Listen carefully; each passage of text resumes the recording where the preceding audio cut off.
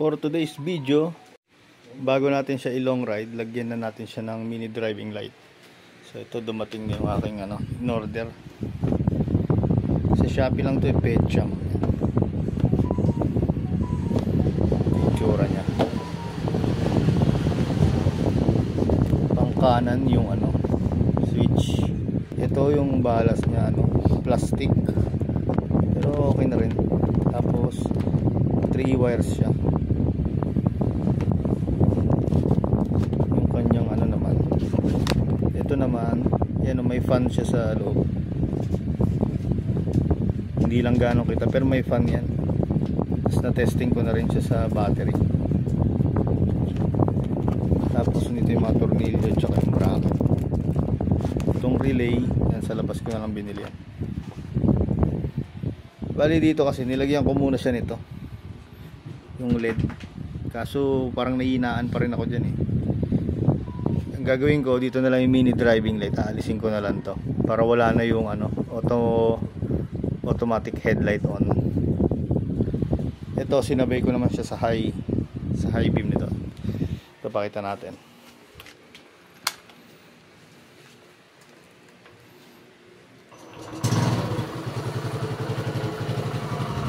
Ayan yung auto headlight on. So ito wala. So, sa switch, pag inon natin yung headlight, yan, iilaw tong bilog ng low beam, tapos mawawala ito. Ito wala pa rin. So lagyan natin siya sa high kasi nasa low ito eh. Yan, lagyan natin siya sa high. Makikita natin dito na naka high beam na to, kasabay ito. Pero nainaan pa rin ako dito. Bali ito, alisin ko na lang ulit. Tapos dito ko lalagay yung MDL. Ayusin ko muna yung wiring nito.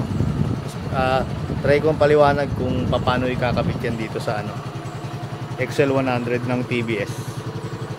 Dito sa part na to, yan, kailangan nyo muna tanggalin to, yung pairings nya dito. Pag natanggal nyo tong green na yan, ito ang susunod na tanggalin. Madali lang naman, makikita nyo yung mga tornilyo. Tapos yan, dyan mo na makikita yung battery nya, tsaka ibang mga socket.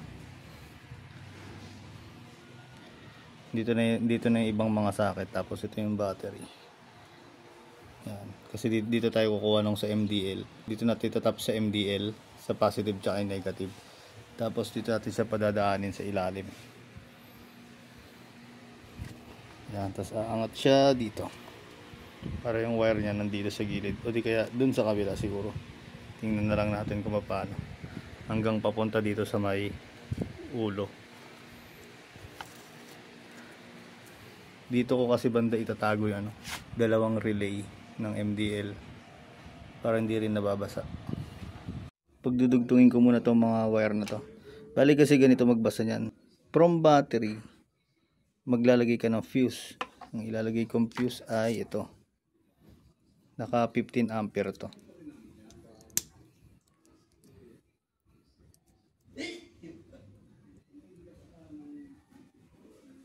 Yan, naka 15 ampere siya. Diba, magtatap ka dito sa battery. Diyan, ang gagamitin ko, ito na lang gagamitin ko, red wire. Doon mo i-connect sa red ng battery dahil positive.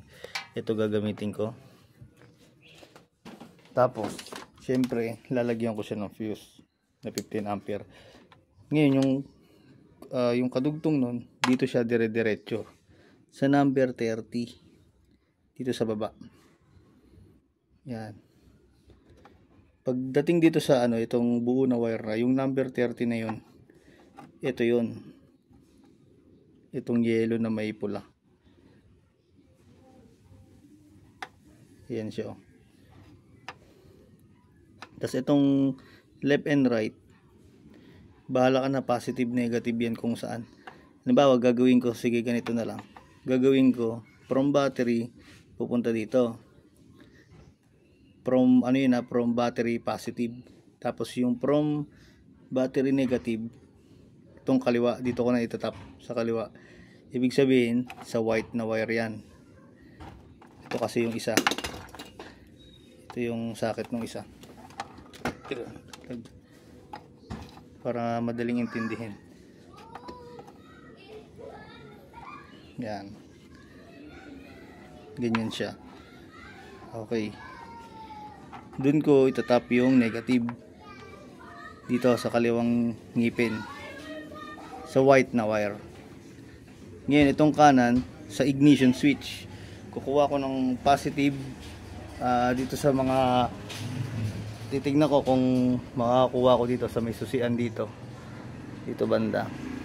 Itatap ko naman siya dito sa kanan, itong magkasunod. Kahit alin dyan gamitin, yung isa papatayin ko na. Yung gitna na lang ang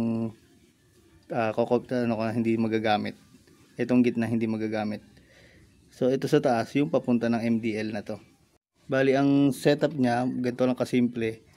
From battery positive, yun yung kulay pula, yun banda yung pula. From battery positive, siyempre maglalagay tayo ng fuse, tapos didiretso yun dito sa number 30, dito sa baba ng ngipin. Yan, kita. Tapos from battery negative naman, yung kulay black, didiretso yun dito sa 86. Pero pwede naman sa 85, pero ang gagawin natin, kasi ano naman alternate lang naman yan dito na lang, gagawin ko sa 86 na lang. Tapos from ignition switch, diretso dito sa 3-way switch.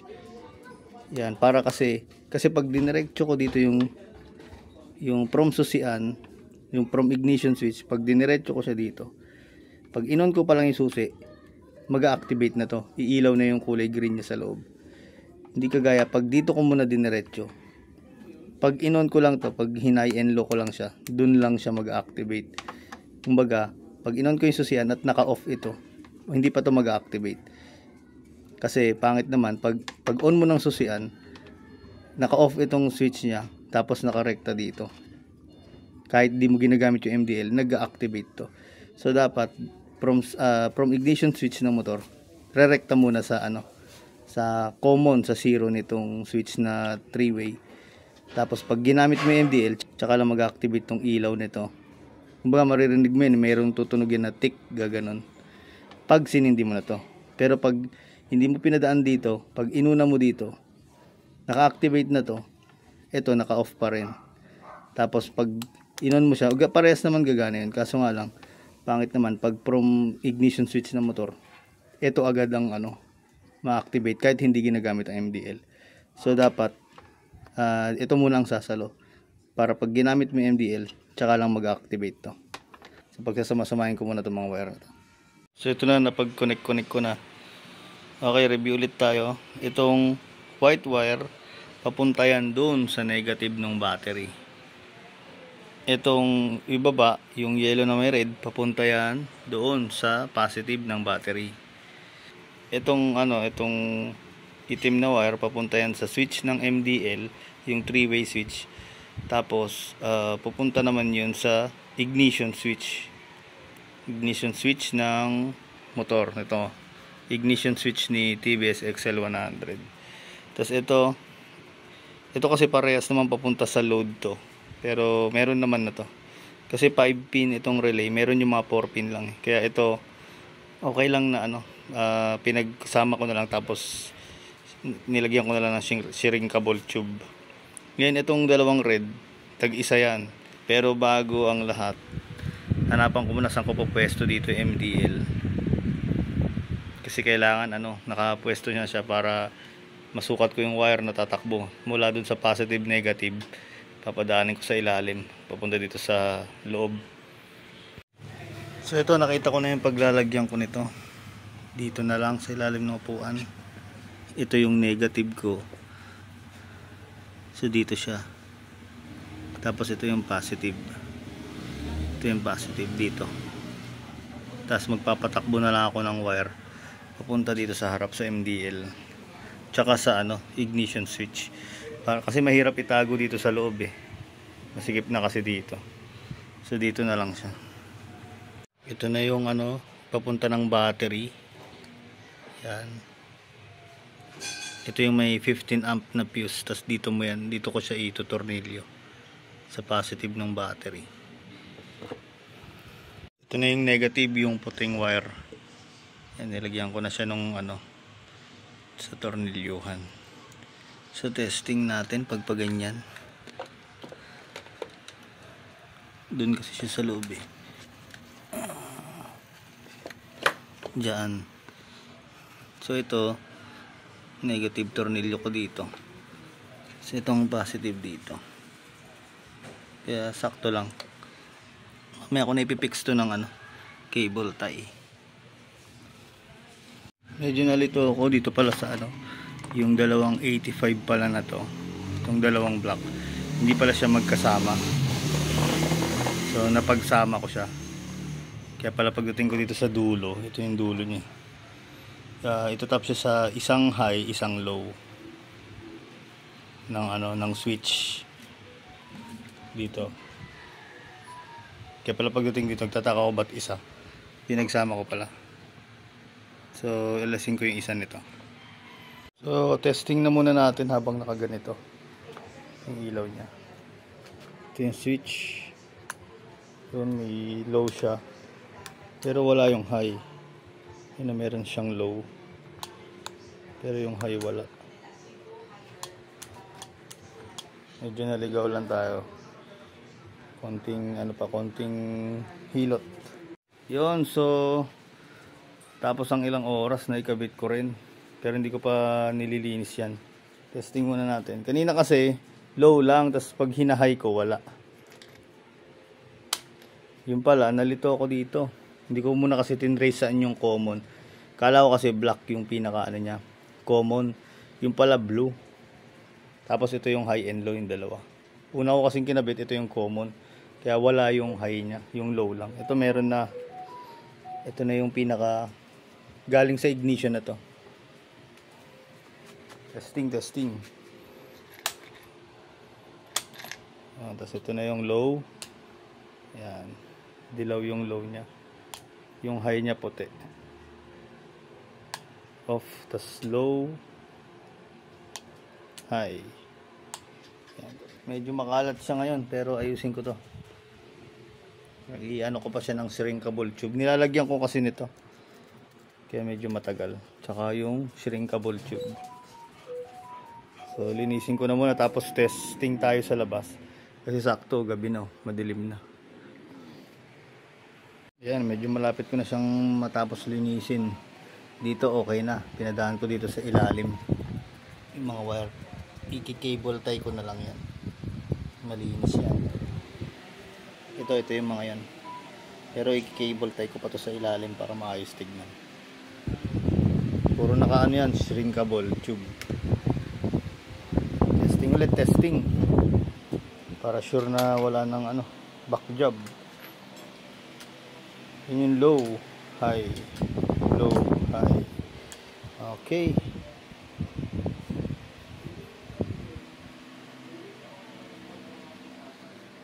Okay, so tapos na. Ayan, nalinis ko na. At maayos na rin ng nakalatag yung wire niya dyan. So, yung nandito na daytime running light, ito yun. Inalis ko na. Bali yung kaputol ng socket nito, inano ko lang, nilagyan ko lang ng electric tape. Ito na yung ating XL100 na may mini driving light. Low. Yung low niya. Dilaw yung low pala nung Petcham MDL. Tapos yung high, puti. Makikita natin yan mamaya. Pupunta ako dun sa may parte ng medyo madilim. Kasi umuulan lang ngayon eh. Napunta na tayo dun sa madilim na part nitong subdivision. May dala tayong ganito. Para dito. Kasi i-adjust ko na to eh. Para ma-fix ko na yung niya, tornilyo.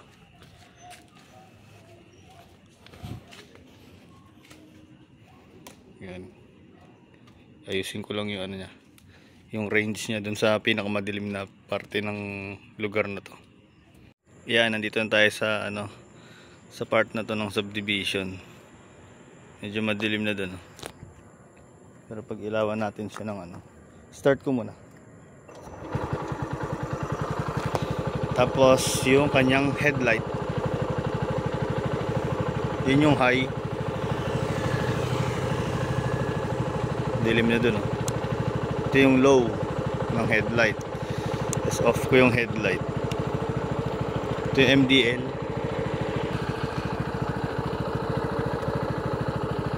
Yan yung kanyang low, dilaw. Tapos yung high, yun. Ganyan siya kalakas.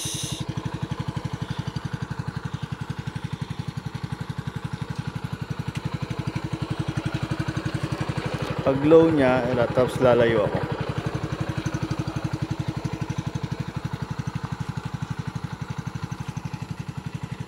Ganyan yung low.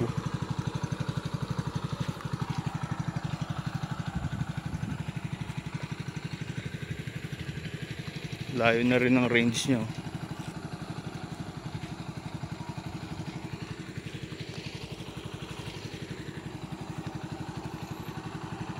Tapos gagawin kong high ulit.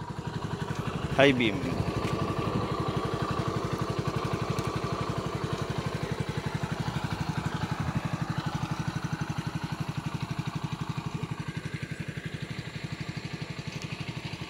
Ganda na, pwede na pang long ride to ng Isabela. Tapos madaling araw ang biyahe.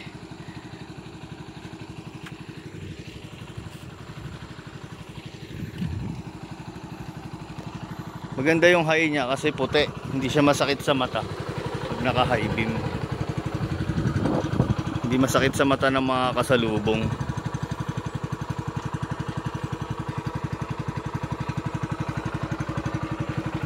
Tapos combination natin tong headlight, pero mahina yung headlight eh, no? Yan, naka high yung headlight niyan. Nadagdagan lang siya dito ng konti.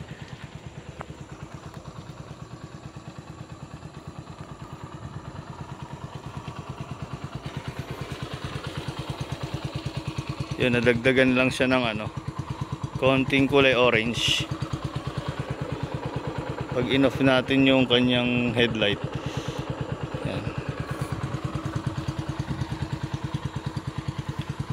So nakita natin na maganda yung ano, maganda naman yung Pecham na mini driving light. Yan, no, sobrang dilim. Yun natin yung low ulit bago tayo muwi. Ganda eh. Yun natin yung high. Liwanag ng buhay, oh. Ito, may tricycle eh. Yun, oh, liwanag talaga, oh. Tapos low natin ulit. Yan, bago uwi na tayo, maambon na eh. Ulit-ulitin ko lang kasi yung sarap pindutin eh.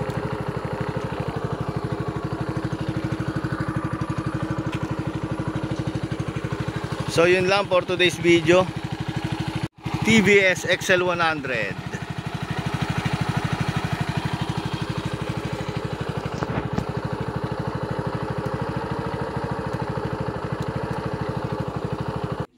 So pa-like, share and subscribe kung nagustuhan niyo yung ano, installation natin ng MDL sa TVS XL100. Sana madaling maintindihan yung ano ko, yung explanation ko para makapagkabit din yung iba. Ito. Angas, oh. Titignan ko pa kung ano eh. Lalagyan ko tong Honda Beat tsaka yung tricycle. So yun lang. Pong. Pogi.